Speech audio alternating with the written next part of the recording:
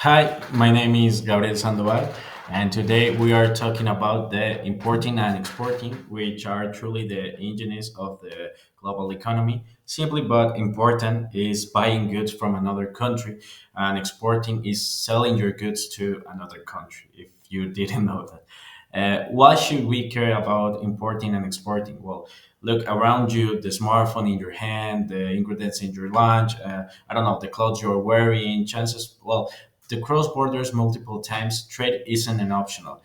It's how modern business functions. And well, it creates jobs and allows us to access things we can't easily make ourselves.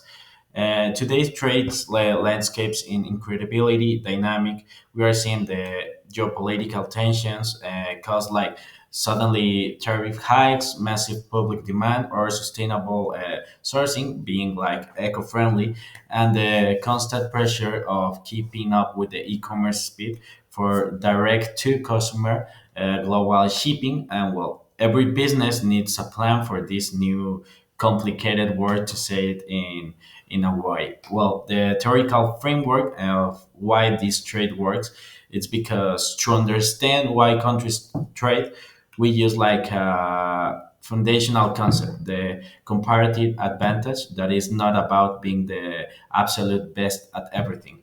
The comparative advantage means a country, or in this case, could be a company, should focus only on producing the things I can make at the lowest opportunity cost that makes what it's must, like to say it in one way, give up to make that product compared to making someone else. If you give up less, you have the advantage. uh, I don't know. For a company, this becomes like a vital strategic test.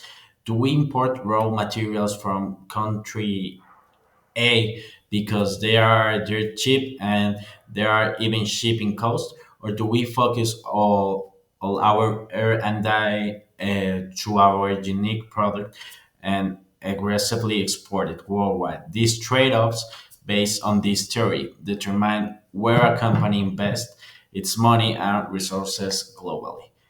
Also, the strategic dimension of the navigation, like complexity, getting products across the border is never as simple as like following a map, to say one thing. Companies have major strategic hurdles every day, so a key decision is choosing the right international shipping terms. In this case, what we have seen on the class, the Incoterms, which define who pays for what damage or delay. The biggest challenge is making like a less or a little less risky.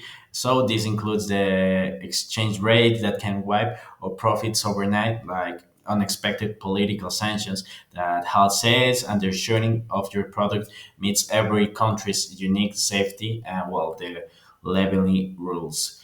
The influential factors of the economy factors like stiff tariffs directly increase the final price for customers, political stability or lack thereof. In a target country determines if your long-term investment, is safe. So finally, cultural factors like understanding local packaging, color preferences, or negotiation styles are crucial for making sure for the export product actually being sold. And the comparative insight in this case, the different company approaches, is that not all the companies enter to the global stage at the same way. We see two main paths like emerge.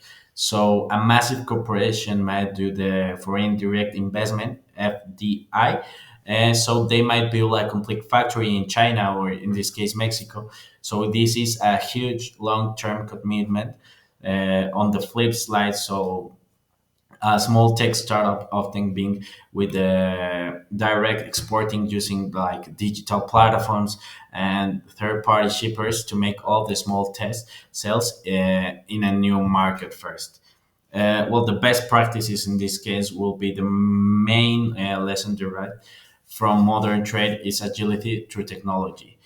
These are finding success by letting specialized logistics and digital service to handle the complex paperwork and custom filling. So this lowers the initial investment and risk, allowing them to scale up quickly if the market responds well. And well, to finally the reflections and the implications looking ahead or in the future. So, what does this all means to the entire business world? So, the primary implication is that global business requires extremely uh, importance, so you can just focus on your product. You must constantly track international trade policy, monitor currency shifts, and master across cultural negotiations. The decision maker perspective, if this case, if I were the CEO making these decisions today, the first thing I do differently is focus obviously on the supply chain diversification. So relying too heavily one of the region is a massive vulnerability. So right now, I will invest the extra capital needed to secure a secondary force for a critical component that a small added cost buys. So the essential reliances when the next major global shock hits. So importing and exporting isn't just like moving boxes. It's about strategically winning your place on the world stage. And well, that would be all. Thanks for watching.